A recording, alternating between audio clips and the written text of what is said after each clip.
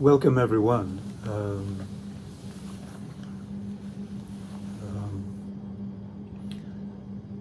Welcome to CSE Foundations for Community Disengagement. Um, I wasn't intending to do the first intro lecture this week. I tend to try to stretch things out a bit and give allow for space of whole-bodied breathing. Ease stress on ease stress on the anxiety levels and so forth, and particularly with me, it's I'm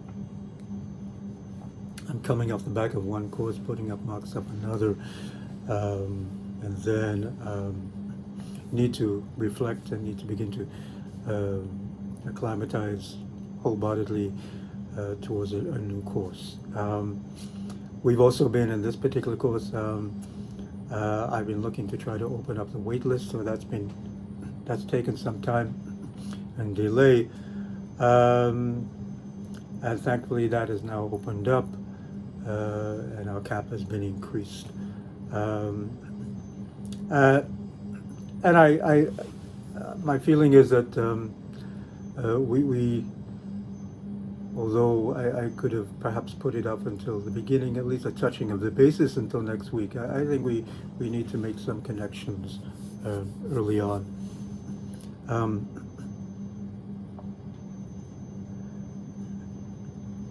I hope this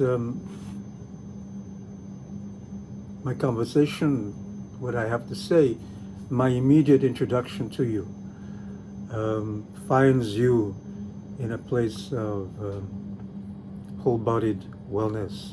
And I will say this constantly, as I've done in my previous courses. These are incredibly violent and violating times, incredibly bleak, dystopian, oppressive, and becoming ever more dystopian and oppressive. And of course, for the historically oppressed, that has been ongoing. Yes.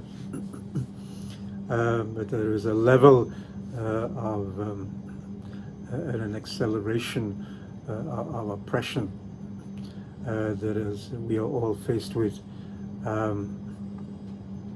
that perhaps we have not had to face so much to a great systemic level as this in our lifetimes. So, as colonialism works consistently to disintact us, to fragment us, to tear us apart, that is its agenda. That's its fuel. That's how it oppresses, right? That's its instrumental base for domination.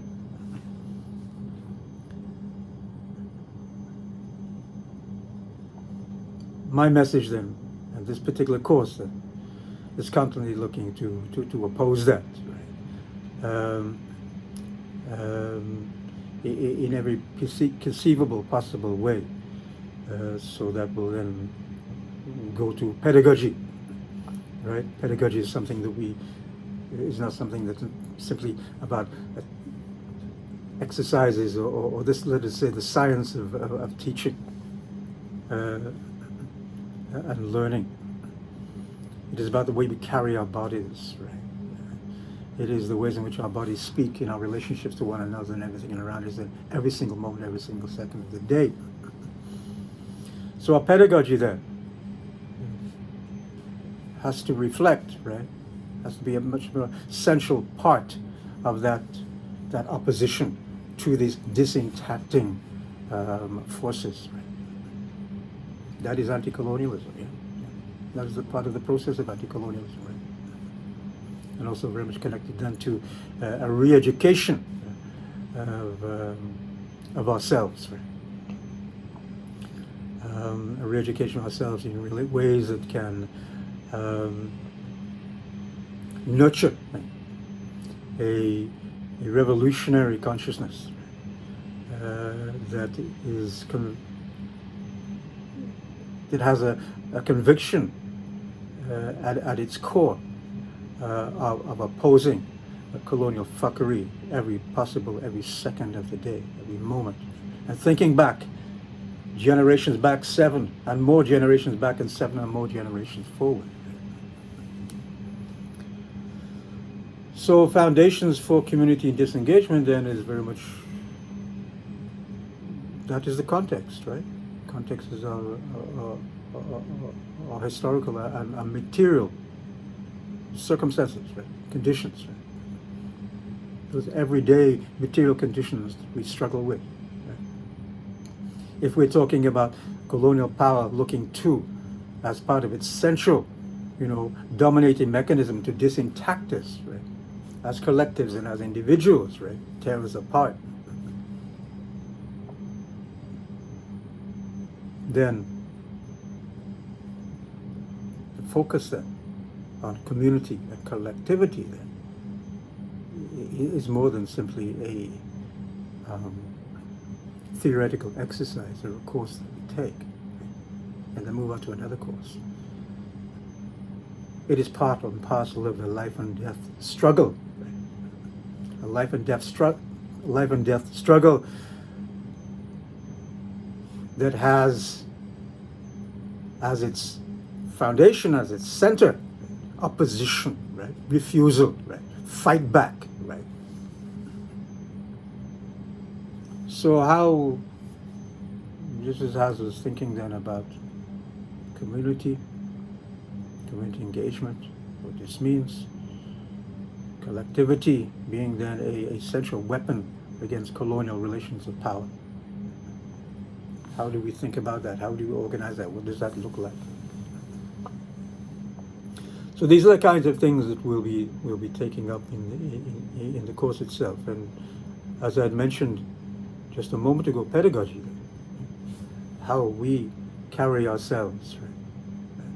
How our embodiment relates to our whole world, right? What are the pedagogies that we are using, right? Because the pedagogies is not simply just something, a tool, right, that we use in the classroom, or some kind of method of teaching, right? If it's something then that we, because of course, if that's the case, we understand that pedagogies, there can be pedagogies of alienation, pedagogies of oppression, pedagogies of violence, if it is something that we carry in our bodies, right? If it is the language in which our bodies speak to everything around them, right? Pedagogy becomes then critical, right? Right? What are the knowledges that we are using then, right? Our bodies are using to relate to one another, to relate to their world, right? To understand where our futures are, where we come from, where we're going, and so forth, right? So these are the kinds of things that I will be looking to take up in the next lecture. But for now, and I think I just want to put that on the table because this is something that I want us to be thinking about, right? I want us to be beginning to take up a journey on that particular material, right, and discursive, right, and theoretical, right, philosophical, right, but not just philosophical, but concrete, materially, right, affects our lives, every moment of our lives. It is life and death, right? I want us to be thinking about these aspects. So I want us to be walking down that pathway, right? And so this is, we will see when I'll take a look at the assignments in a moment, and we'll perhaps get some understanding then when we look at the assignments of what I've been saying here. Right? So I hope then we're all gaining some sense or finding some place of peace and wellness. Right? And I also want to make that statement because I also am looking to politicize, right, our wellness and our unwellness in a whole body sense. Right? I want to politicize it in such a way that we begin to understand and begin to believe, right? Fervently believe that it is not we, our bodies, that are the problem, right? It is the social structure, the social and political structure that is the problem, right? That is a pathology, that is pathologizing and needs to be treated, needs to be corrected, needs to be fixed, right?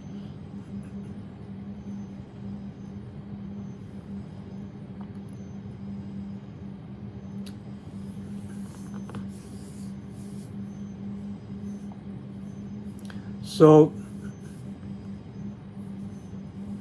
let me just then say a few points about the course.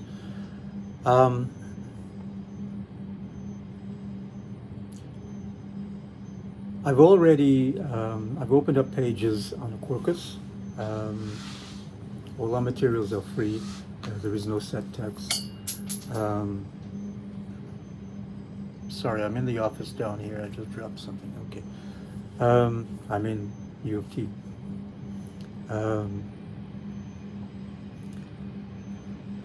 Taking the transport back and forth in these particular moments. Itself, of course, as you will know, an anxiety-inducing practice.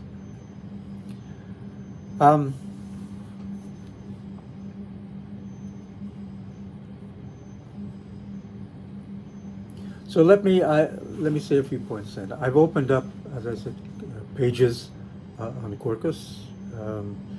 There are all our assignments will go up, or rather, all our course material will go up on Quarkus. And what I will be doing is I'll be adding more and more course material as we move along, as the weeks develop. At the moment, so you click on pages on your left-hand side.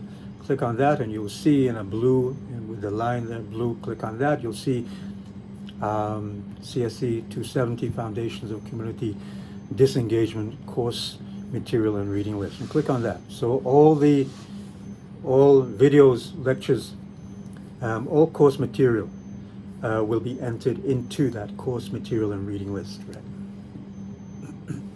Right? Excuse me. And at the moment, I've just put up 2 images, right? Excuse me, I'm reusing this bottle constantly. I shouldn't do it, of course. It's plasticity of living.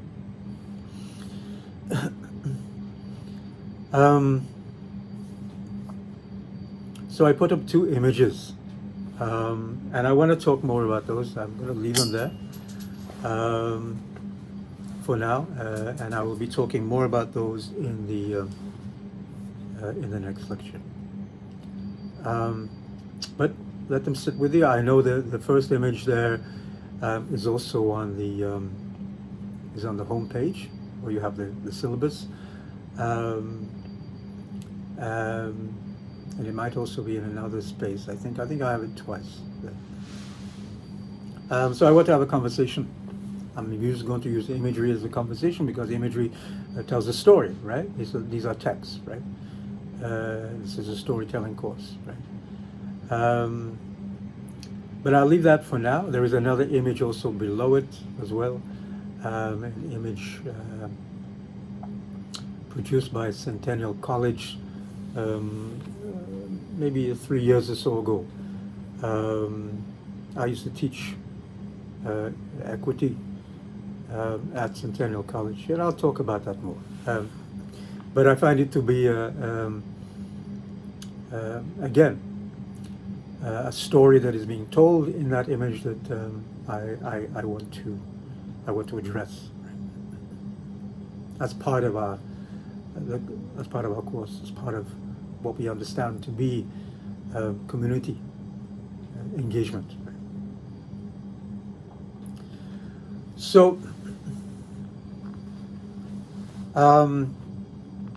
let me just go through the syllabus here, and immediately. This is why I would prefer perhaps to prefer to have some space to breathe, and before you move from one barely a break, and then from one very challenging term and course into another one. Things that you forget, right? If you don't have a speaker, take a little time to meditate and to collect one's whole-bodied breath. So if I'm thinking of meditating on this course and starting next week, but as I'm starting now, of course, immediately the first thing I forget even my name, right, to even introduce myself. In the rush, so to speak. So I am Stan Doyle-Wood, the instructor for this course, CS270. I have been teaching the course for about 7 years, on and off. There was a period where I hadn't taught it for 2 years. Last year, I came back to it, and we have changed, and I have rearranged the course a great deal. But prior to that, I hadn't taught it for 3 years. And here I am back. I'm also the acting director of Critical Studies in Equity and Solidarity. Our teaching assistants are Hermina Martinez Trabuco, Jandel Jamela Nicholas, and I'll say more about the tutorials as we go along. And our tutorials, immediately I'll say our tutorials will not begin until the third week, the week after next. And so let us not get too anxious about tutorials. Obviously, we're under pandemic conditions. They are synchronous. There will be individual and group sessions, individual office hours. These will be conducted synchronous, but there will also be extensive communication online. So we will be giving as much support as we can, as is possible within our capacities, and of course, as always, more so, right? Beyond that, right? But we will gather those tutorials ourselves within the course itself, and not on Acorn, right? We organize a course, we organize our tutorials, not Acorn, right? And I say that also I know how these are anxious times, right? So at every single possible moment that I can to relieve that anxiety, I will do so. And I know that particular scrambling, wondering where this is at, where that is at, what do we do about tutorials, what is going on in the tutorial. I know all of that can be anxiety inducing. And of course you have many, you have other courses as well, right, that you're having to navigate. And this is also the reason why I don't want to really start our material until next week, because I know that you are overloaded and overwhelmed, right? So let me go through the syllabus here. Lectures and tutorials will be delivered asynchronously online. Approximately 2 hours per week will be dedicated to lecture. Video lectures will be posted on Quercus and the course reading list at the end of each week. There is no set text. All readings and course materials are free and available on Quercus. Learning is self-paced and not reliant on a course meeting time. Instructor office hours will be conducted synchronously via Zoom on Mondays and possibly Wednesdays. So I will give also a time for those. Let me come back to that. Let me just hold that for a second as I go along. If these days do not work, i.e. work-related responsibilities, class schedule conflicts, please email so that we can set up alternative times. So as much as we can, and as much as I can, there will be accommodation for your schedules, right? Now, this reminds me two things here. We go back to asynchronous online. I chose asynchronous online precisely because we are living in these and navigating these pandemic conditions. And I know that many of us then, going back to your schedule, are working 2 or 3 jobs, right? I know that many of you are, it is a necessity to pay your tuition fees because of the violence of fucking OSAP is bringing more violence, right? This neoliberal mechanism that looks to punish, right, those who access OSAP as if, you know, you're coming begging for charity, right? You're undeserving, right? And they will decide whether you're deserving or not. So they give you just so much, and then they delay it and they delay it and they delay it, reproducing whole-bodied mental unwellness, violence, right? Colonial violence. Right? And so we're working to pay off those tuition fees, and maybe we're also getting from the university messages that tell us we're behind, or maybe we're getting bumped off even the registration list, or maybe we're also getting these fucking violent collection agencies after us constantly, right, trying to keep us into in a sense of despair and anxiety, right, to the point where we'll do anything to pay them off, right. I know we're all navigating that.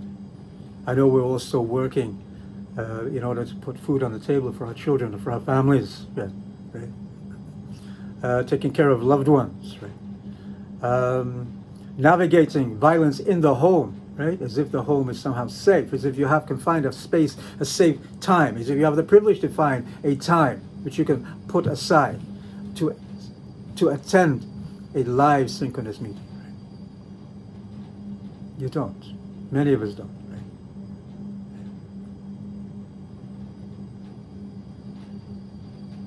Many of us are not even in this province. Many of us are not even in this country, right?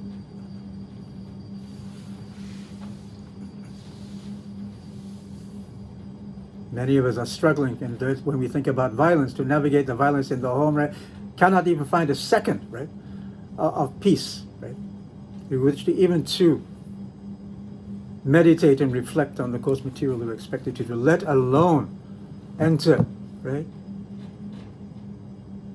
a live session, right, class session. So we have to take these aspects into account, right? So that becomes a political decision, right? Now, added to that, we build on that, and then we also bring those synchronous live office hour sessions that is necessary. So we bring as many weapons to oppose the system, right, as possible, right? Oppose these colonial, right, exercises of power as possible, right? And make no mistake, COVID is a colonial exercise of power. We know that, right? We know who is targeted. We know who's on the front lines, right, of this. And we know who's going to pay, right, for those profits, right, those massive, right, profits dipping, right, as a result of COVID, perhaps, right, as we move out of COVID. And I say those profits because, of course, these ruling elites cannot get enough, but cannot accumulate enough wealth, right? Enough of our resources, right? So it is the rate of profit that they are concerned with. So who is going to get poorer, right? We, right? These are some of the effects that we're going to see. We're already seeing them now, and we're going to see them accelerate, right? And if you're on OSAP, you also know that effect, right? So we have as many weapons, we'll use as many weapons as possible with which to counter this, right? For the defense of you, right? It's a political act, right? This is our pedagogy,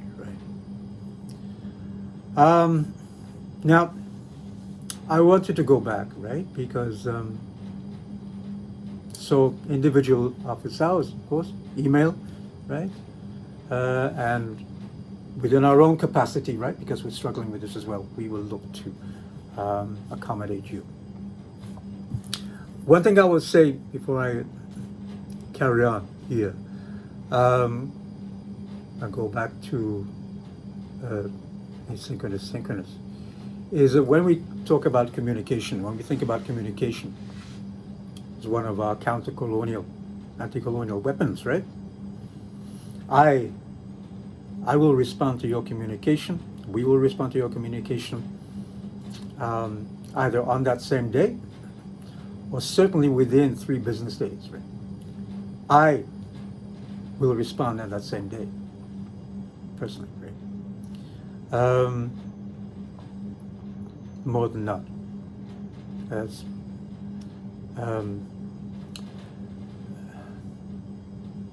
I qualify that because, of course, who knows what we're faced with, right? But as best I can, I will respond the first day. What I would ask also is that when we're communicating information to us, and thinking about whole-bodied wellness, that we also, this is a process of reciprocity, right?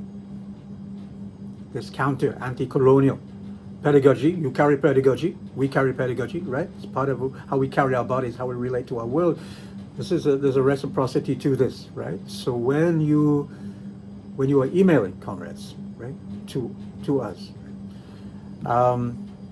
that you do not expect an email if it's coming at, I don't know, after 5 o'clock, if it's coming at 7, 8, 9, 10, 12 o'clock at night, 2 a.m., I get those emails. Don't expect a response, of course, right? I know I don't need to say this, but of course, also that reminds me that we're on different time zones, many of us, so, just be mindful of the time zone that we have here within these indigenous territories where this, of course, is grounded.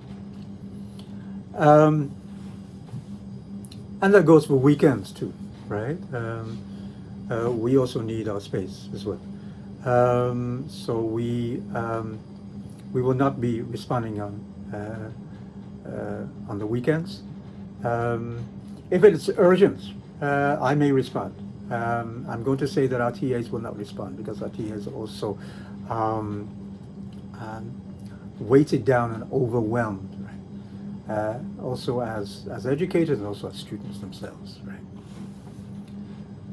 But certainly Monday. But just be mindful of that, right? As I say, from my standpoint, if you're sending me emails at 2 a.m., it will be the next day response. If you're sending me emails on a Saturday and on a Sunday, I will more than likely not respond. If it is an urgent email, I will respond, right? That's the commitment that I have, right? I'm not going to have you sitting there, right? If it's something extremely urgent, without a response. So just think about that. I just want us to be mindful of that. I also want us to say, don't send those emails. Send those emails, right? Just be mindful that we might not respond, obviously, immediately, right? But send them, right? Because it's also necessary for our wellness in any given moment to have, at least make a communication, right? Immediately, right? When something important arises, right? When a crisis arises, right?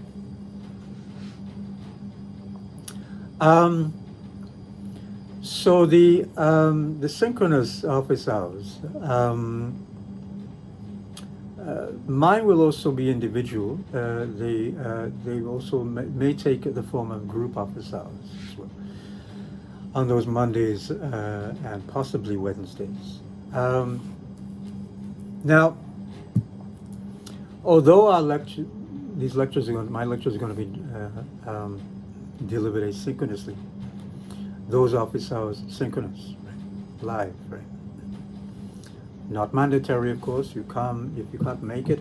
I understand that, right? But I'll make an individual appointment, right? And then, of course, email communication. But where I'm going is that there may well be moments in the course where we, and I'm not sure yet. I still have to plan this, right?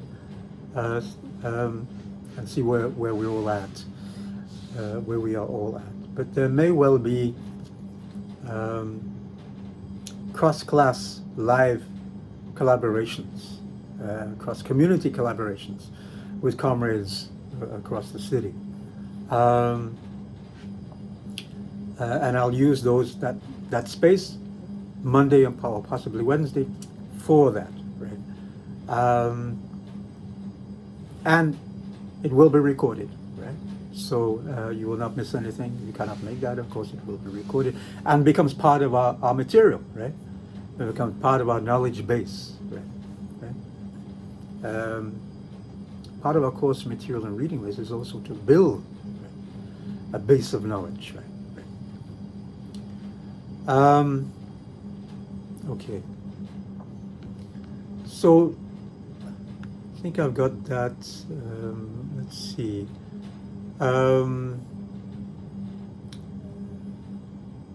Okay. I said tutorials will begin in the third week of classes. My office hours are to be decided, and the TA office hours to be decided. Okay. And all assignments should be submitted directly to our email addresses. It has been my experience using Quarkus that sometimes when assignments are entered in Quarkus, they don't get to us. Right? Even communication through Quarkus sometimes doesn't. We don't receive it. So I'm advising everyone to send directly to our email address any assignments. Right? Sometimes these assignments seem to get stuck in Quarkus and don't, and I don't understand what is happening with that. So, course description. Excuse me, I feel something emerging here. I don't know what is going on too much.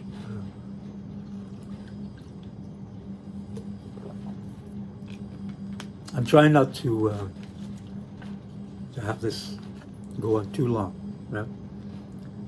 But comrades will say that when I say that, it usually goes on a long time. But I'm trying to not to do that. In the past, I'm sure I have this habit also of saying that I'm going to keep this short and then go on for 3 hours. I have to work on that. If that's the case, I usually break them up into part 1, part 2, or part 3 of the lectures. So course description, and I'm going to read regurgitate some of the syllabus here, and then pick up on it. So the notion of community engagement has significant currency today, circulating widely across different spheres. Communities of being, place, and space involves peoples and residents in organizing in self-defensive ways along race, class, gender, disabled, sexualized, land, water, and all living things connected, related, based social justice ways to address social conditions, needs, and services, and to build a sense of belonging and connectedness, to survive and to thrive differently. Issue-based, identity-based, indigenous, black, and racialized diasporic community organizations and organizational practices organize and mobilize activists. They draw on volunteers and work with what are termed allies. It is not a term that I prefer, and I'll talk about that more in the course. And sometimes local politicians to advocate for, quote, social provision, quote, rights, inclusion, and justice. Local governments in partnerships with so-called non-profit organizations work to foster their notions of participation and practices of socially responsible citizenship. And these efforts are intensified in particular moments of tension and conflict, right? Yes, I'm going to come back to that. Where certainly you have this intensification of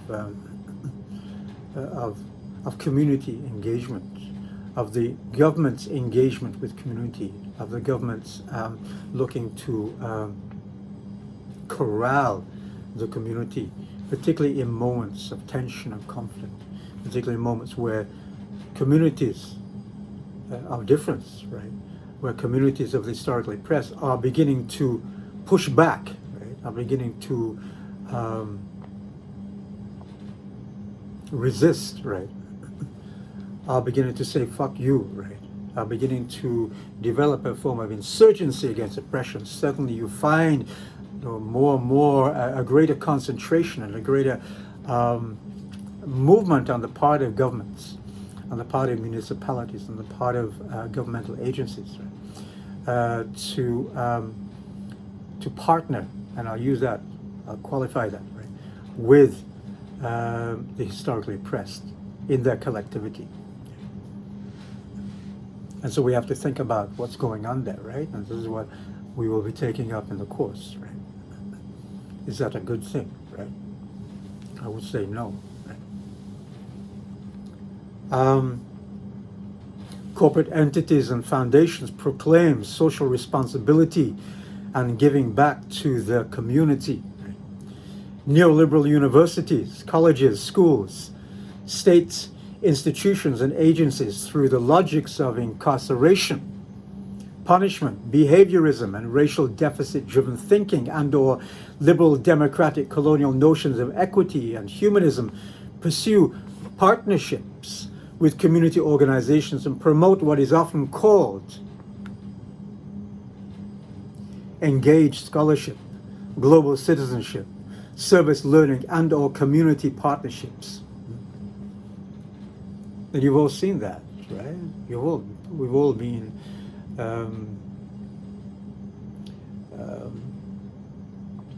we've all had that circulating in and around us, right? That discourse, right? That story, right?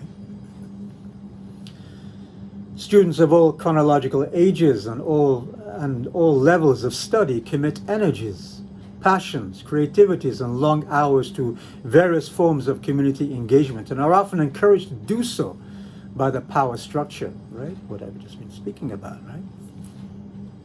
Which in certain situations of parasitism, right? Parasitism, yeah? What do we mean by this? What do we mean by parasitism, right?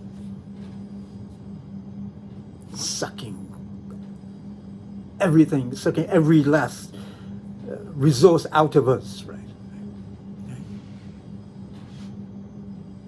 For the purpose of the accumulation of wealth, right? Exploiting every last ounce of our energies, right? This is the plantation, right? Practices, right? Plantation mentalities, right? Plantation thinking, right?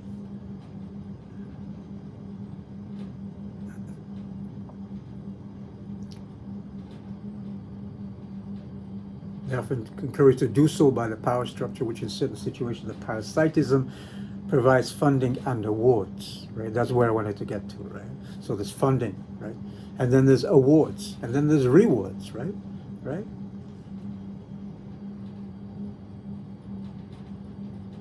And what are the problematics of that, right? What does that funding and what do those rewards do, right? And again, what is the story that's being told there, right? About equity, right? Where whose understanding of equity, right? Whose definition of equity are we speaking about, right? What is the story in that concept of equity that is being told, right? And being forced upon us, right? Force-fed us, right? That we are internalizing, right?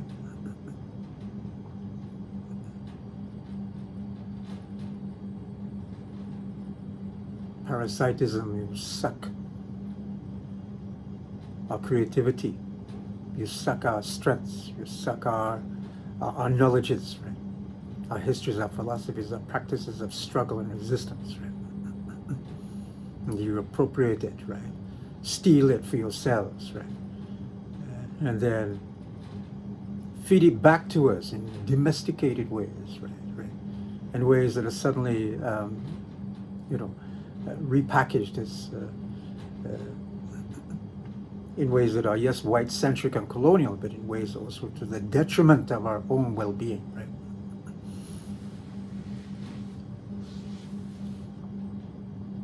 In other situations and circumstances, the power structure in defense of the status quo, and we'll begin to talk more and more of the status quo, right, remains silent, dismissive, or actively works to suppress, oppress, and repress, right?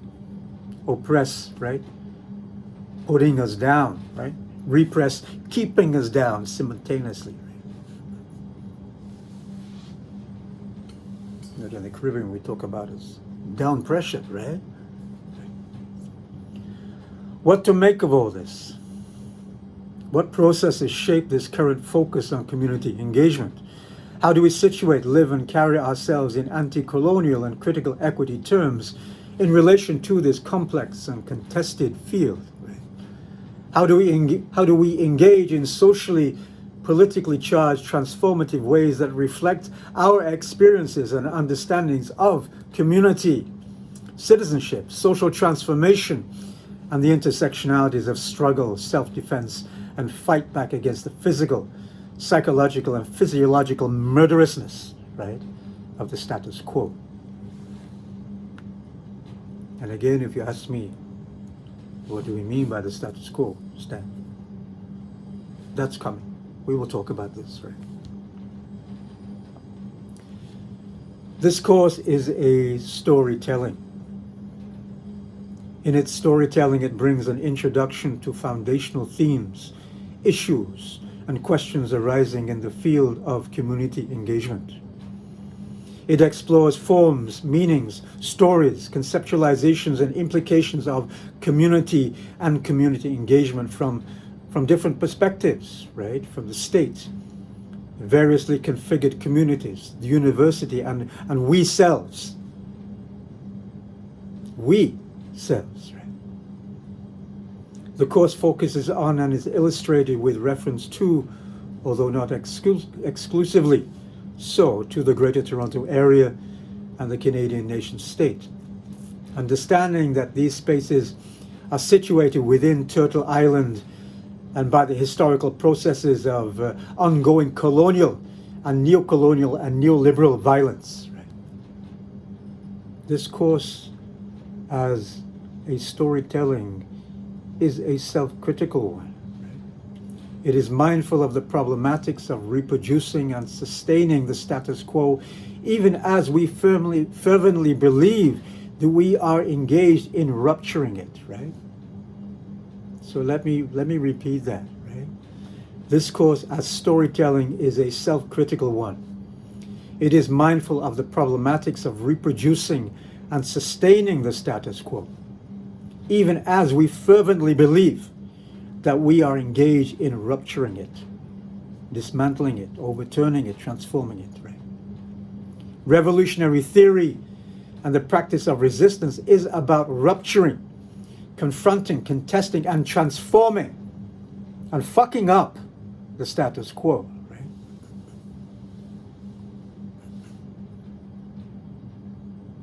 The development of a critically conscious, revolutionary-minded self is crucial to this end. At the same time, the self and the importance of caring for the self in a politicized sense, in a politicized revolutionary sense, as we pursue social justice, critical equity work, must be a critical and central focus.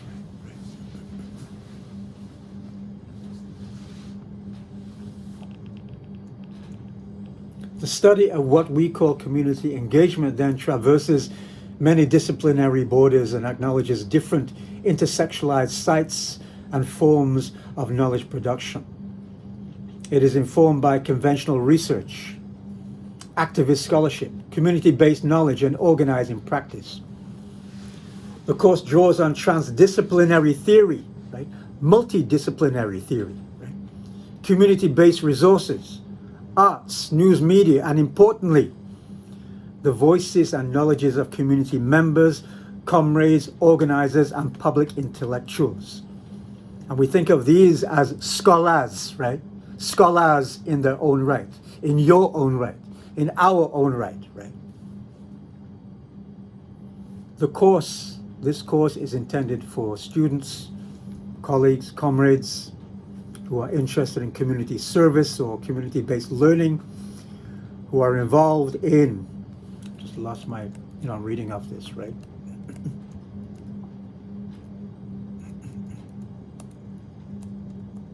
But the reading of this actually then triggers the thinking, right? And also it's part and parcel, of course, of storytelling, right? And delivery, right? Where did I want to get to, right?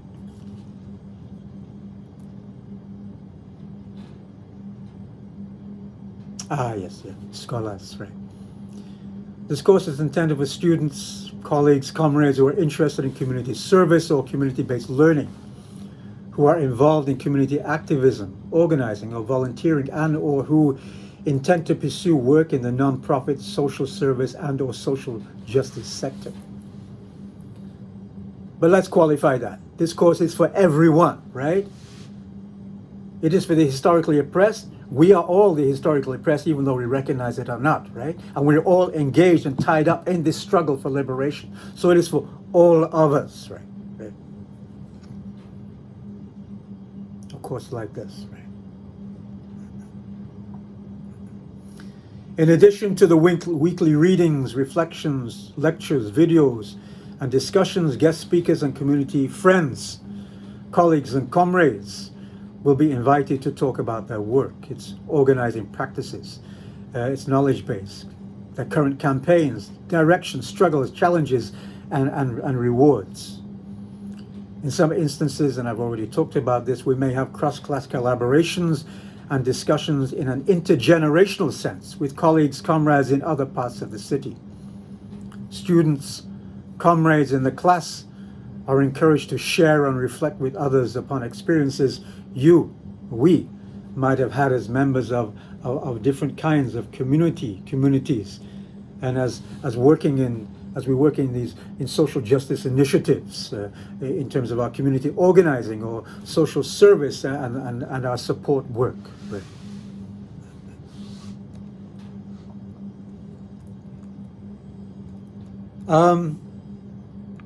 Mindful of the time, I don't really want to go past an hour, but let's see how we go. And of course, these lectures they're not going to be, and the same with our weekly material. They are not going to finish here. You start here, you finish here, and you carry on to something else, right? You move on. We are always going to be looping back and going forward and looping back, right? So I'll always be picking up perhaps and repeating what I've already spoken about, already discussed, put on the table in the last week. Here and now, I will be repeating this again in the second week and the third week and carrying on, right? And perhaps expanding on this, right? So that's how we're going to be moving, right? So what I have to say, what I perhaps have left out here, I will go back to, right? I will be rethinking and carrying it on even further in relation to what is emerging in terms of our course material, right? But I want to get to the assignments. So assignment 1. So assignment 1 is 5%, and you have 5% right off the bat, yes? Short 250-word written reflection on this concept called community engagement. No course material is required. Just respond in terms of what your thoughts are regarding this concept, right? There is no right or wrong answer. Excuse me again. So this is due on January the 24th. So it is not next week. I believe this is a Monday, right?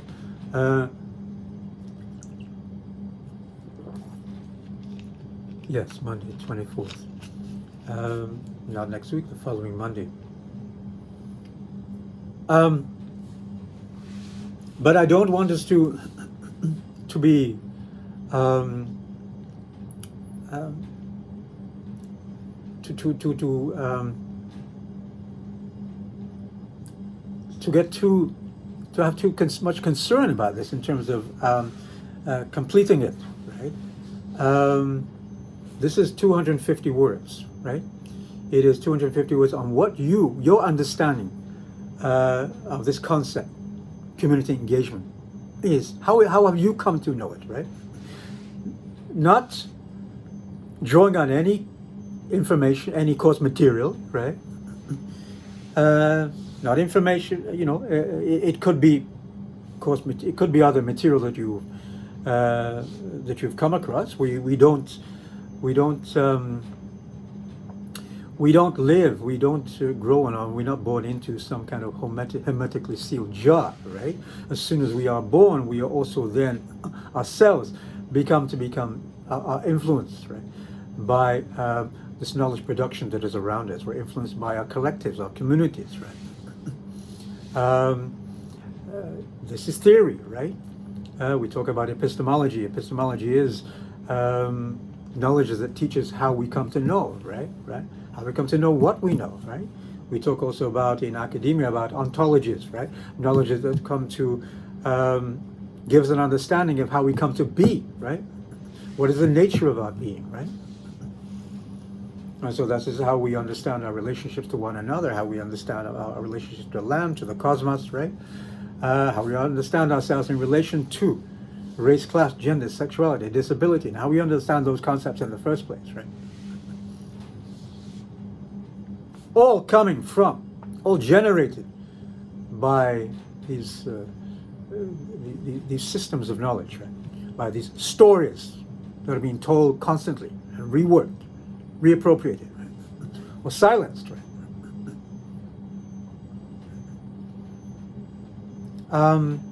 So we've got our understanding of community engagement perhaps from somewhere, right?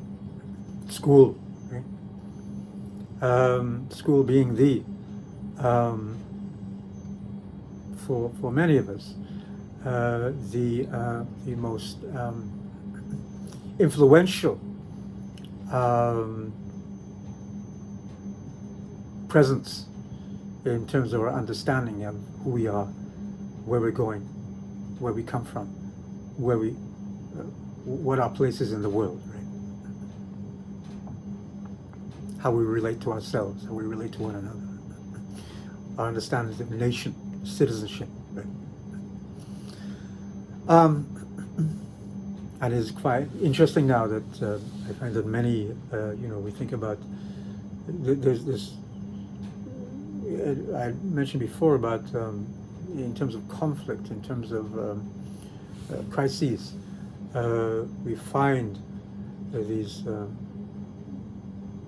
stories being produced by systems of power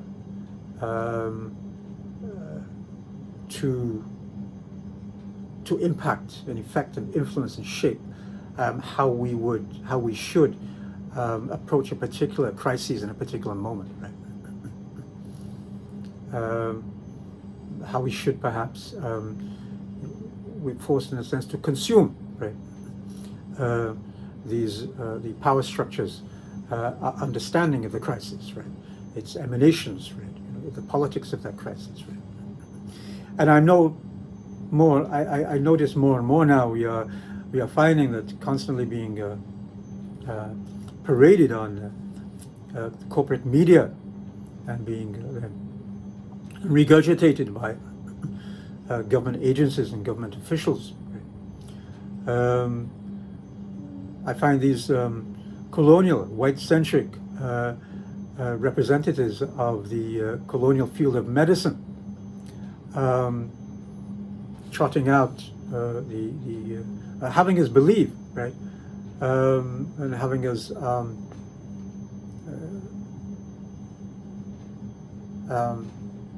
give consent to this notion that these structures,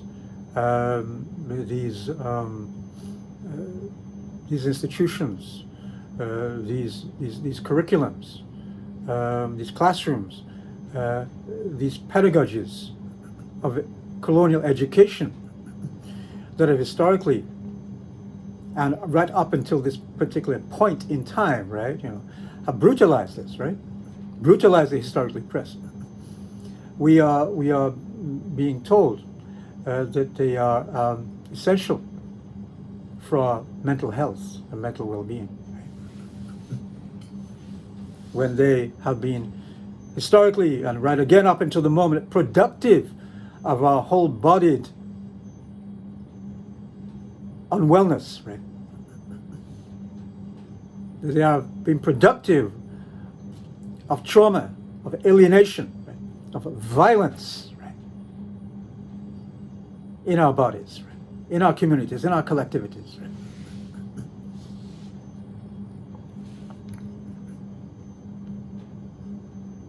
So, I mean, that is, right? That's colonial fuckery, right?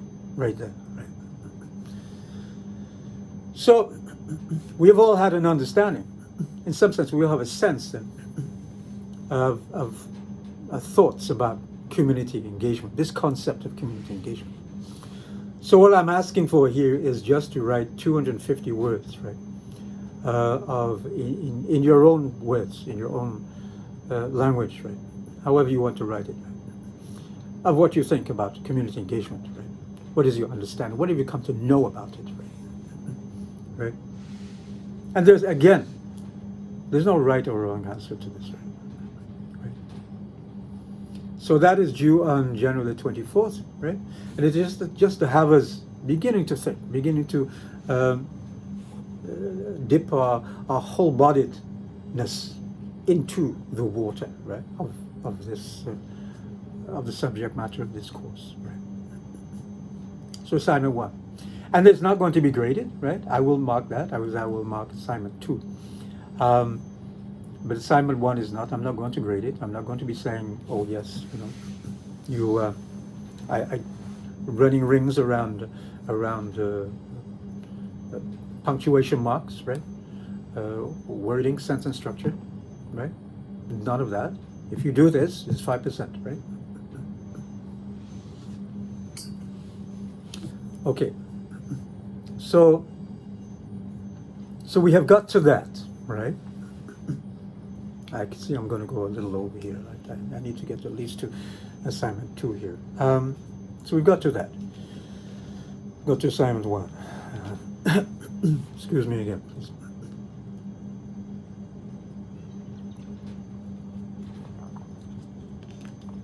Now, this, excuse me. And as I say, the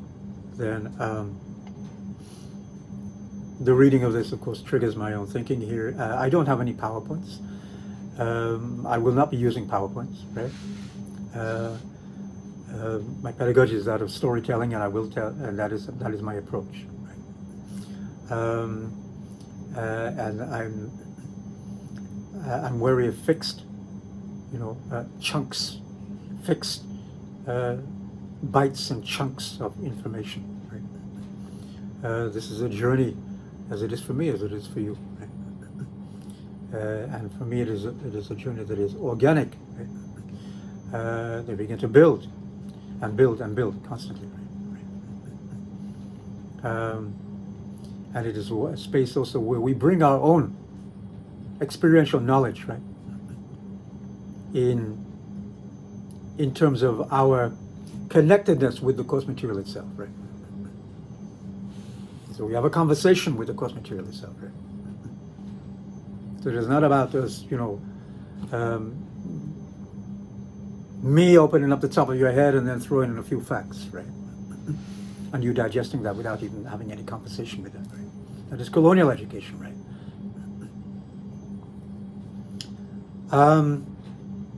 But this has got me to thinking then, if I think about the way in which thinking then is I don't like to use the word triggered, but I want a better use. And I'll come back, that's another area that I'll come back to, right? This is where my thinking is somewhat triggered by reading this syllabus here. Assignments. The due date, January the 24th. This reminds me to an important,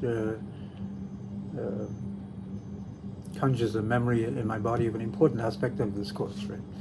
And for me, an important aspect of any course that I will teach.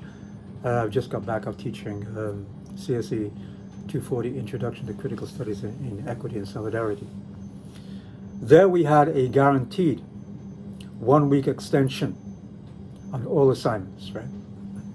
So not just one. You have one guaranteed extension, and you use that, and that's it, you've lost it, right? That is colonial, right? No. Mindful of the circumstances, of the conditions we are navigating, right? And bringing as much support to you as possible, right? But also as part and parcel of a political understanding, a political approach to pedagogy that is wrapped around self-defense of you and we are as a collective, right? We must defend we must defend you, right? Your whole-bodiness and your wellness.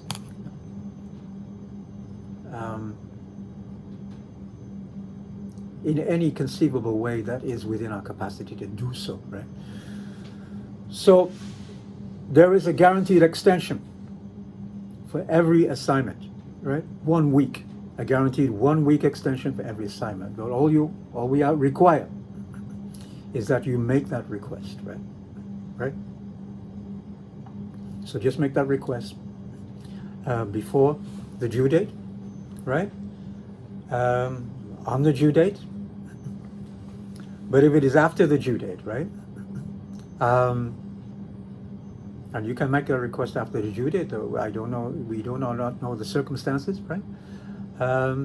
It may well be we have a late penalty in this course. It may well be that if it is 2 days, if you request an extension 2 days after the due date, it may well be that we will be forced to kick in that 2% late penalty, right?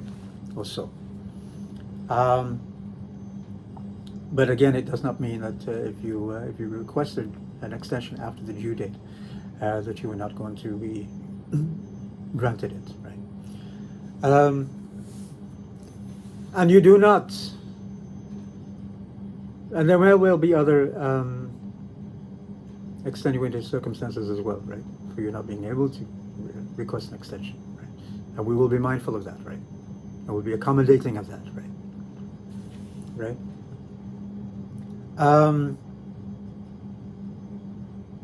Where was I going to go here?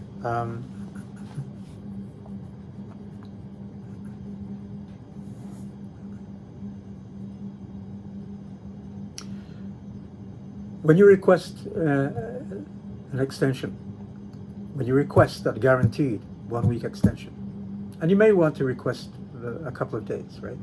Of course, that is up to you, right? But if you request, let us say, whatever it is, 2 days, 1 week, when you make that request, you are not required to give us any kind of explanation, right? You are not required to divulge anything, right? In terms of your reasoning, in terms of your circumstances, in terms of your conditions, right? We don't require that, right? So I would just want to put that on the table, right? We don't require any disclosure, right? We understand, right? Again, of what we're facing right now, right? So we understand if you request an extension for 1 week, then you need that extension, right? The other aspect here is of this this format, right? Is that if you need an extension after that extension, then make that request also, right? We good? Okay.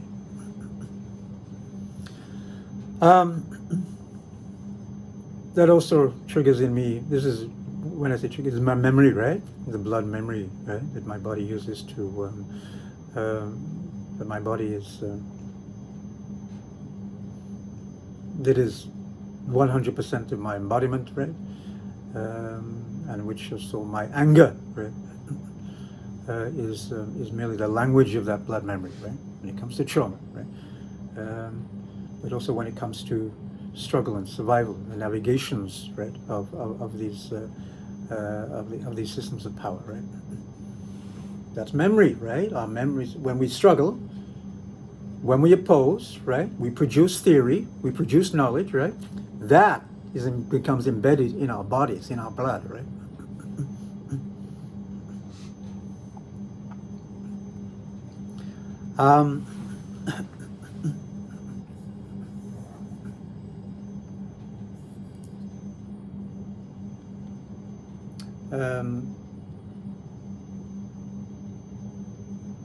Okay, I'm losing the track of what I've just said. Actually, it is interesting going over 1 hour. You know, the air can get up to the head, and you start to have a sort of freezing up here. I'll come back to that. I know there was an important point that I wanted to make there regarding assignments, but I'm sure that will come back to me.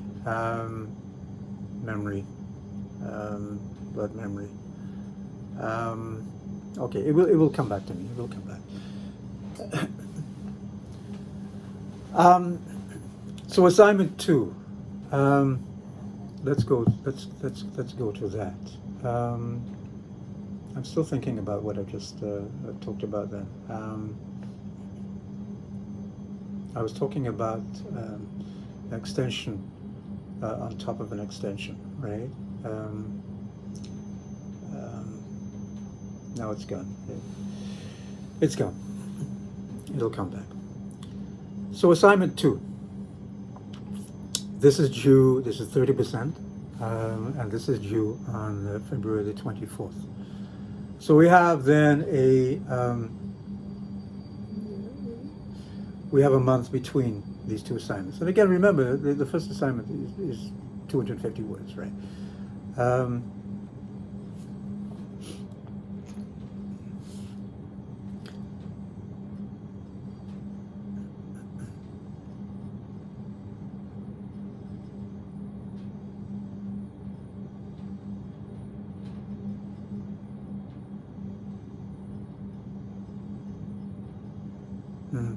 There's something going on with me there, but I just can't retrieve it. Assignment 2, 30%. Community. Good God, what is it good for, right? So, where we didn't have, we're not making use of any course material, and just to remind here, right? When we're talking about course material, we are talking, you'll see course material is already up there. Those 2 images, that is course material. So course material is, we're not privileging journal articles, right? Any form of articles, right? You know, course material here means the conversations that we're having. It means lectures, it means videos, it means imagery, right? It means paintings, it means poems, right? The cross-class collaborations. It will mean some of the presentations that we may have, right? Some of the guest speakers that we may have, right? All of that is course material. And so we already have 2 pieces of course material up there already, right? Okay. So making use of 3 pieces of course materials, i.e. lectures, readings, videos, images, poems, statements made in the course, of any kind, including, if desired, personal experience, right? If desired, right? Nobody's forcing you, right, to divulge personal experience, but that is an option, right? That is there. That space is there, right? That space is importantly there, right? Submit a reflection story on the concept, subject, topic of community. So first choose a thing, an object, right? What some folks often talk about as an artifact, right? Something that is human-made, right? It could be a piece of clothing.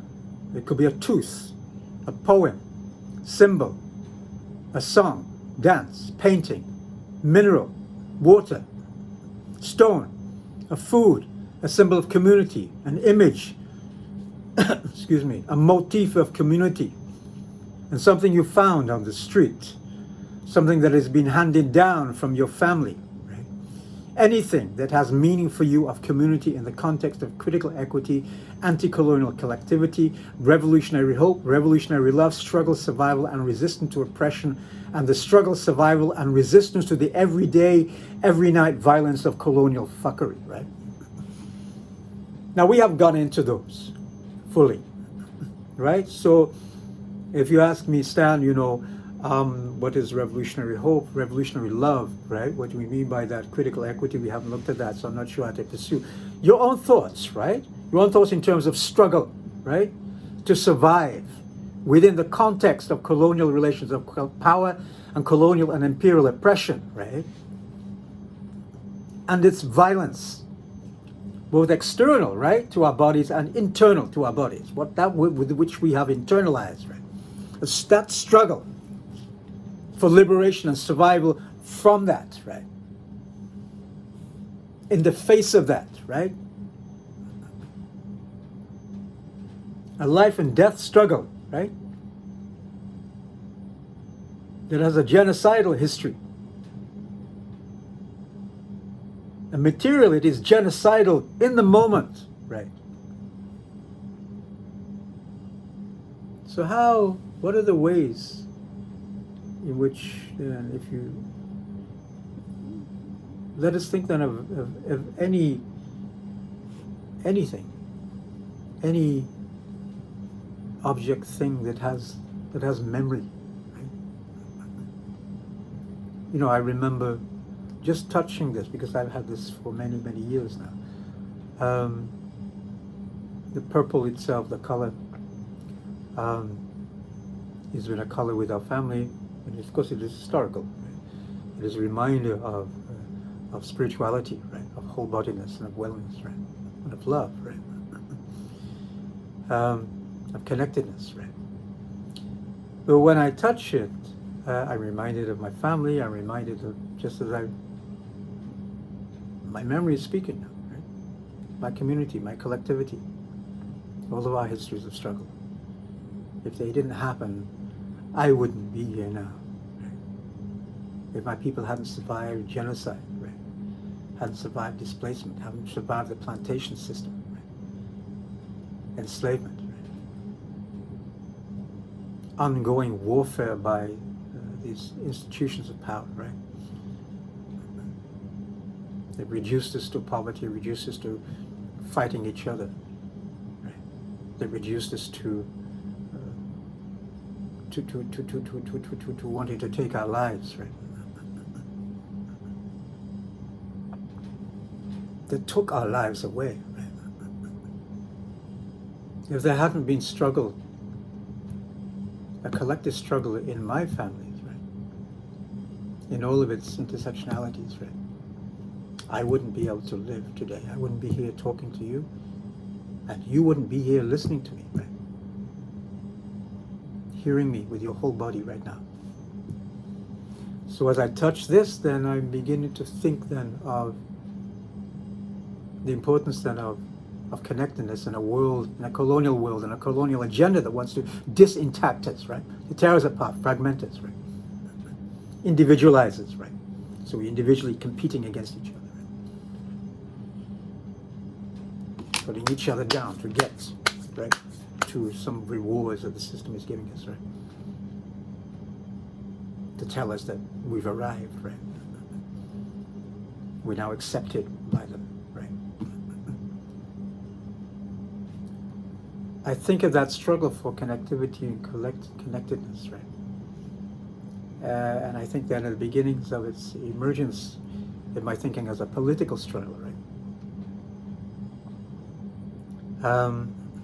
A political struggle in the sense that the action, right, and the gestures, right, and the movement, right, the intention itself had everything to do with colonial relations of power, right? Not just something that we did with each other, right? That had no connections to something wider, right? That we're all implicated in, right? And I think of then, because it is around my neck, I think then of this, when my first child was born, and then came my second child, used the same piece of clothing. It was a little harness. It was blue, right? It was a blue harness. It is interesting how that when we go around with my daughter was born first, and then there was all these points of assumptions about gender, right? You know, again, knowledge, right? You talk about the first assignment, right? Community engagement, where did it come from, right? Community, concepts of community, right? Where does that gesture come from, that assumption that I have this blue harness, and so the baby that is my daughter, that is, his head is just about popping up over the top is a so-called boy, right?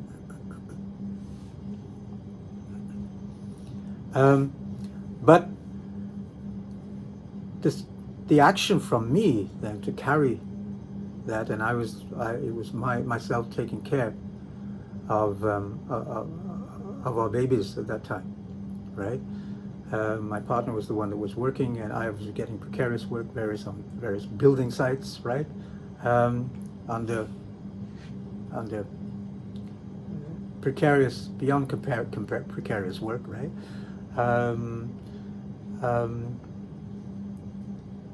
Under the counter work, right, if you like, right?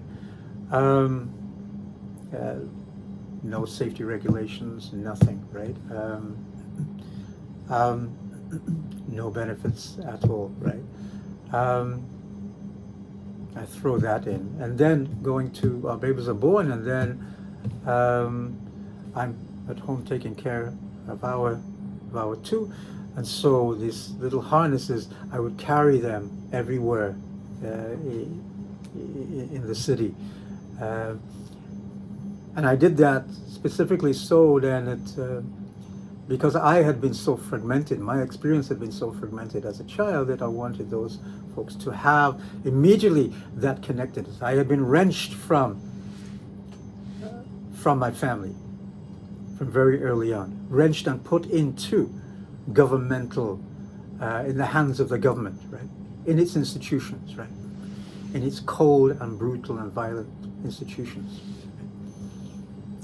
And that's, of course, embedded trauma. It enacted trauma. It inflicted trauma on me, and it embedded trauma in my blood memory, right? It, of course, affects me today, and is also very much a driver, you know, of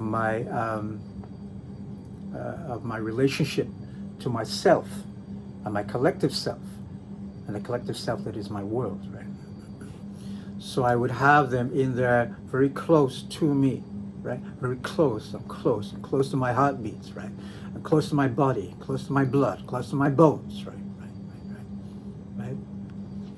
And there was a political aspect to that, right? Knowing because of that history of alienation, because of the history of disconnectedness and disengagement, right? And the way it has the potential to destroy us, right? And if it does that, of course, we cannot resist, right? As a collective, right? And that's his intention, right? So, that action that I did then was what we might talk about as revolution, a part of what we might talk about as a revolutionary love, right? The defense from the very beginnings, right? Emergence into this world, right? Of we self, right? The defense physically, psychologically, emotionally, physiologically, right? And also passing on knowledge, right? Counter and alternative oppositional knowledge, right? That is coming out of we produce it, coming out of our navigations, right? of the world, emerging from our realities and our understandings of the world, right? So, I could use that. I could think about that, right, in relation to this assignment, right? Let's see now. So, colonial fuckery, right? So again, revolutionary love is in opposition to colonial fuckery, that which wants to fuck us up, right?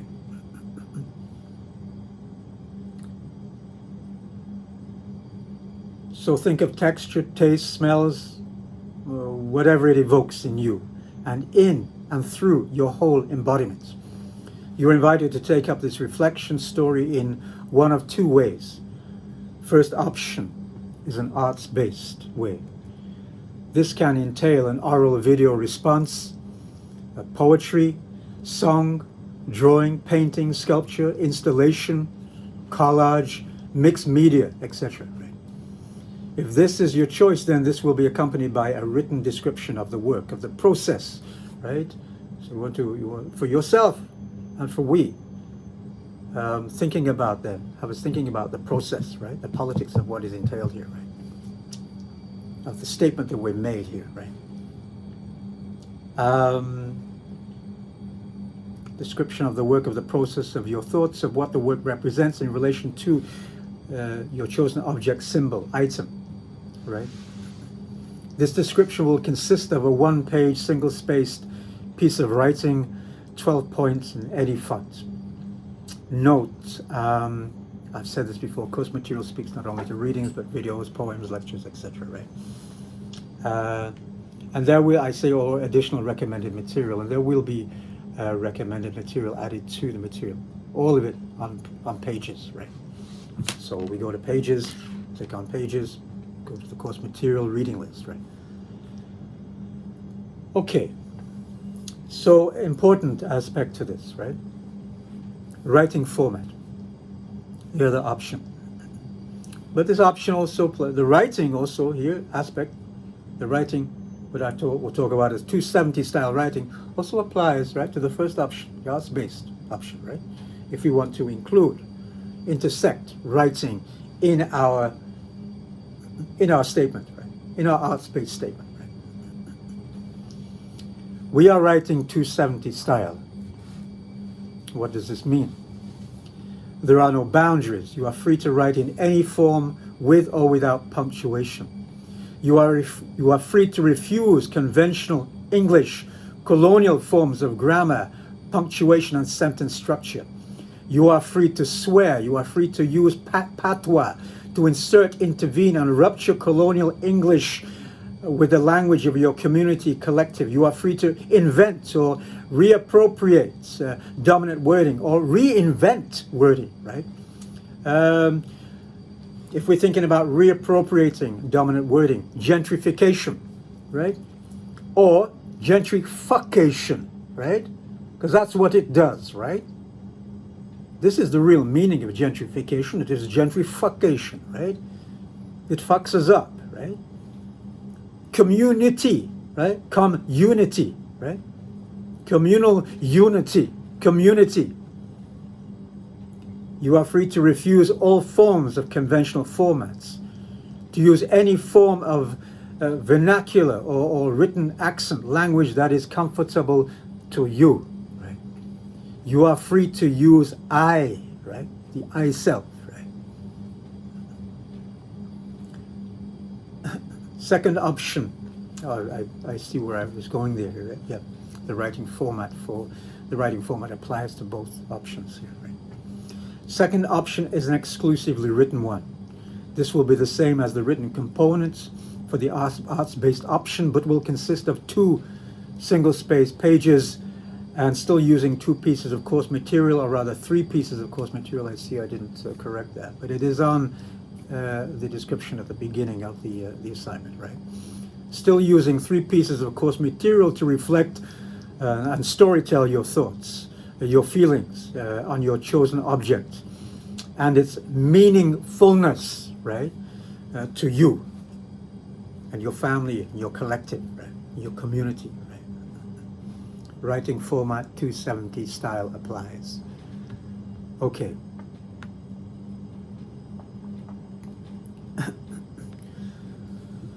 So I hope that beginning of this gives some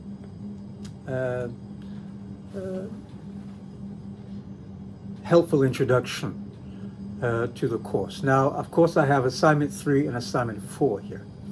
I'm not going to talk about assignment 3 and I'm not going to go over assignment 3 and assignment 4 right now, right? Just to say that 270 style applies, right, to both, right? But they're both due. What I will say about this, I will begin to talk about these two assignments more so in the coming weeks. What I will say about them is that both of them are due on April the 8th. That's not a mistake. I want to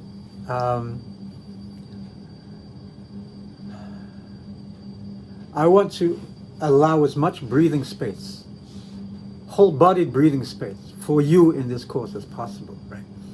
So rather than bunching up these last two assignments, rather than having one assignment immediately after another one, I'm trying to give as much possible space between the assignments as I can, right? So that you can meditate on the material, right? Meditate on the assignment itself and its requirements, right? Reflect on that, right? Digest it in your whole bodiness, right? So both on the 8th, because of course that is the last class, right? We have time between we have a good chunk of time between the second assignment and the third and the fourth.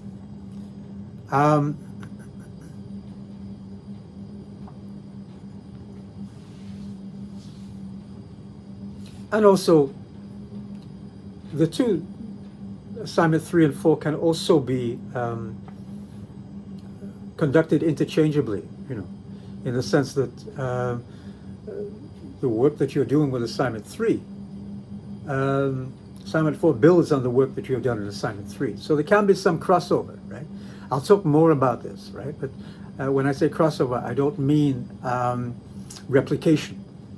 I believe I talked about that in the course syllabus, but I will talk more about that.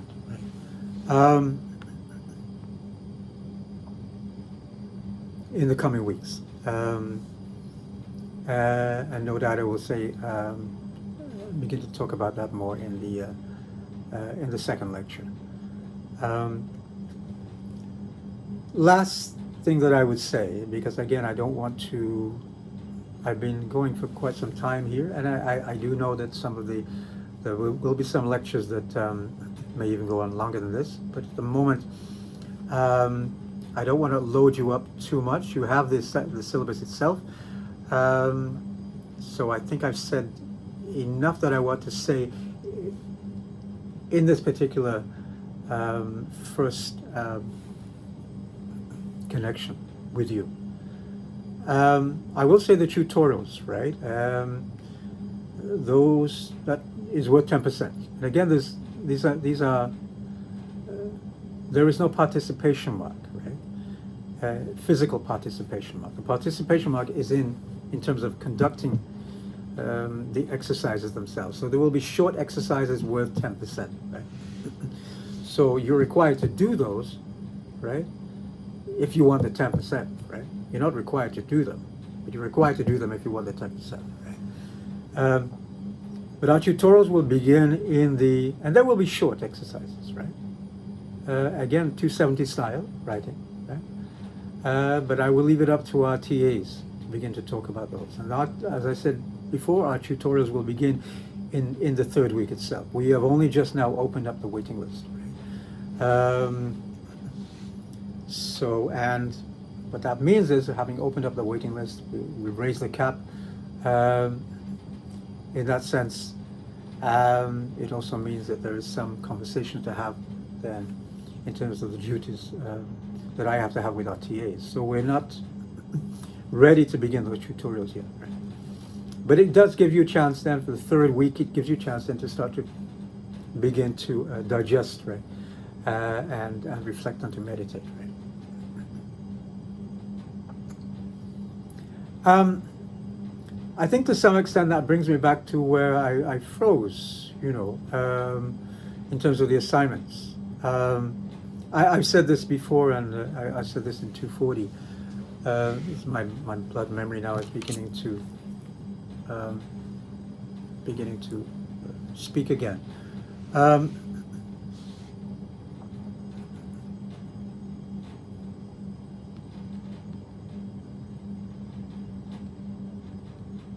I think everything that we look to do in this course, right? This goes to the assignments, goes to the guaranteed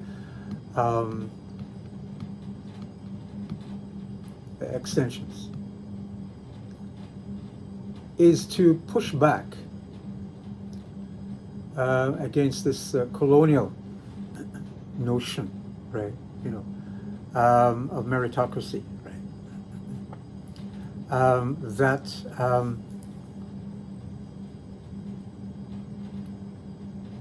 That if you don't, that due dates, you know, and meeting deadlines, right, are somehow reflective, right, of your of a responsibility on your part, of some reflective of of diligence on your part, right? And also, so they serve then as, if you don't meet those deadlines, you know, then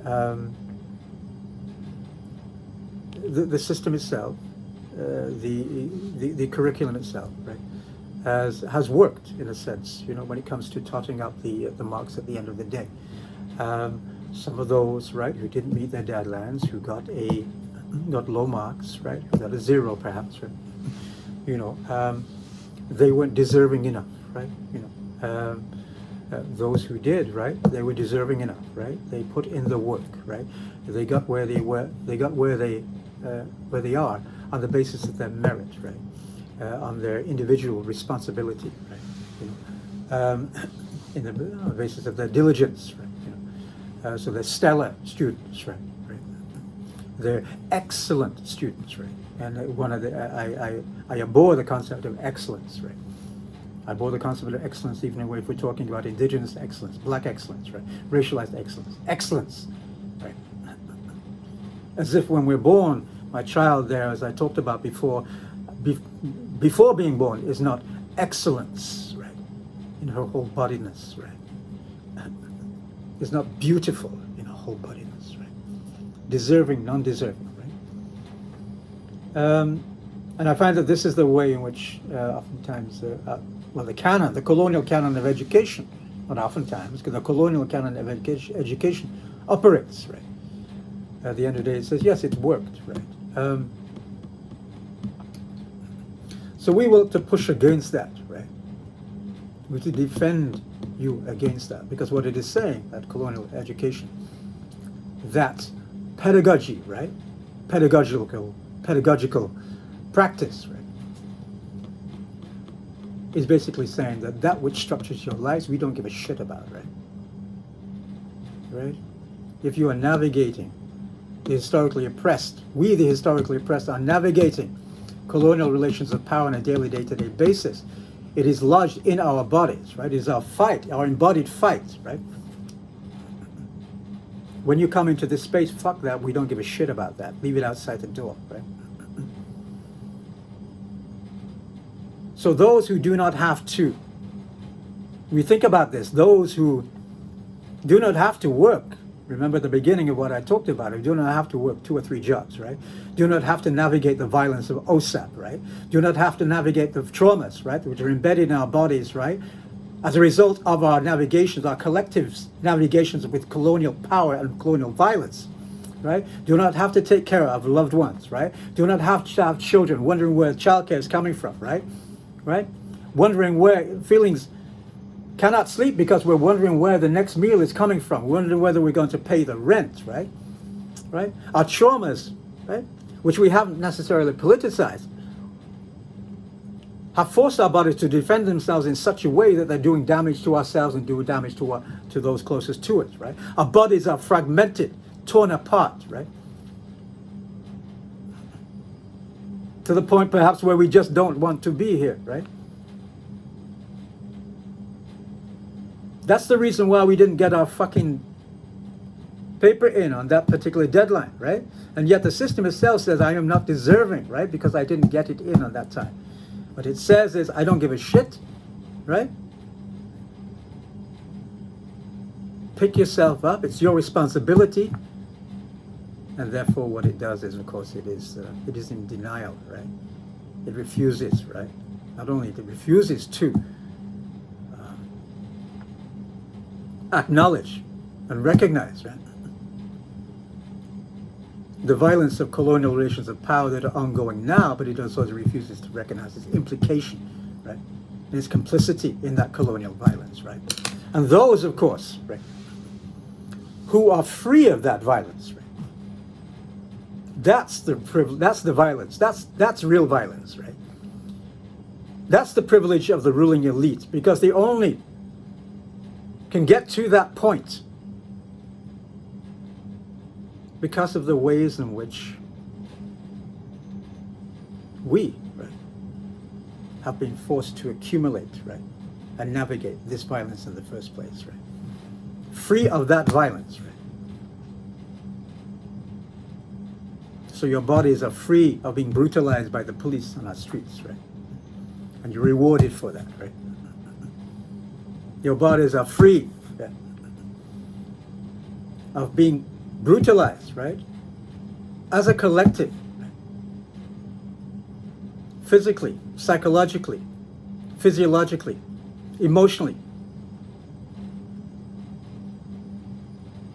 on the basis of a system that has enacted warfare against your people, but particularly so in relation to indigenous experiences, those of us, right, who are constructed as women, and our children, right?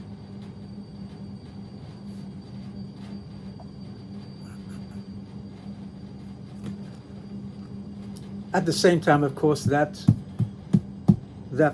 mark, right, that deserving, right, that A+, right,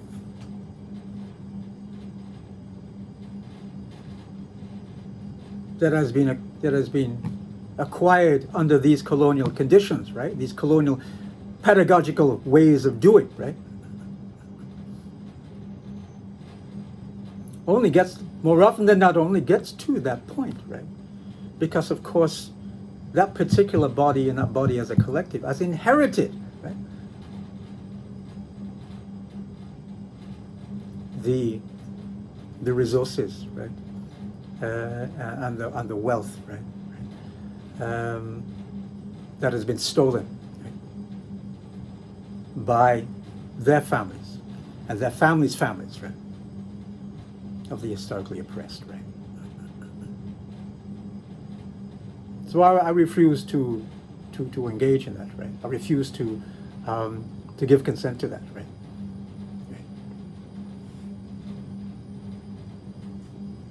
Our practices, what we do here is look to oppose that, right? To fight back against that. To say, fuck you, right? Fuck you, colonial fuckery, right? Okay, so let's leave it at that for now. I will take up, in the next lecture, I will take up assignment 3 and assignment 4. We will talk more about the tutorials, and I will also begin to speak more about, add more course material, and also begin to speak about the first pieces of course material that we now have up on in pages, right, in the course material and reading list, right. Don't take those images as, think about those images, right, right. Let's have some reflection on those material, on those images. right? Bearing in mind, right? Again, going back to colonial pedagogical practices, right? Bear in mind that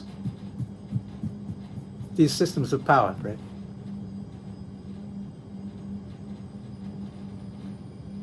thieve, right, steal our abilities, right, to meditate, right, and to reflect on materials such as this, right? And it does that deliberately, of course, right? Right? Okay? Prevents us then, this is a prevention, how we prevent it from organizing resistance, right? If you think about that, right? You think about that stealing of our time, right? Right? And what that means then for those who do not have to navigate that, right? What that means in relation to these pedagogical, these colonial pedagogical ways of doing, right? That you didn't make that deadline, that you're not deserving, right? That you didn't do this writing, that you didn't read this article, right? We don't do that here.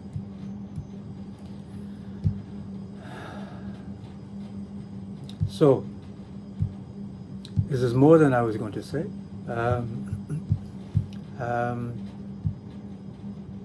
But that's okay, I hope. So I'm going to sign off for now and get this out. Usually what I will do is I will usually generally do lectures on either the Thursday or the Friday and upload them if it's either that day, or generally upload them on a Friday. Sometimes it takes a little longer if I have problems, and sometimes there are problems with these devices, right? These things here, and problems I upload on YouTube, right? Sometimes there can be problems there in processing, what they call processing and so forth. You probably know about this, right? If there are problems, then it may well be Saturday. But for the most part, I think I've been able to upload them, get them uploaded in the course reading, on the course material and reading list on the Friday or by Friday evening. And hopefully that will be the case today. So I will say to comrades, and I'll talk more about comrades, those comrades who have come over from my 240 class who will be familiar with the language that I use, but I'll talk more about that later. So for now, excuse me, I will say much love, and I will say much respect to everyone, to you, and I will sign off.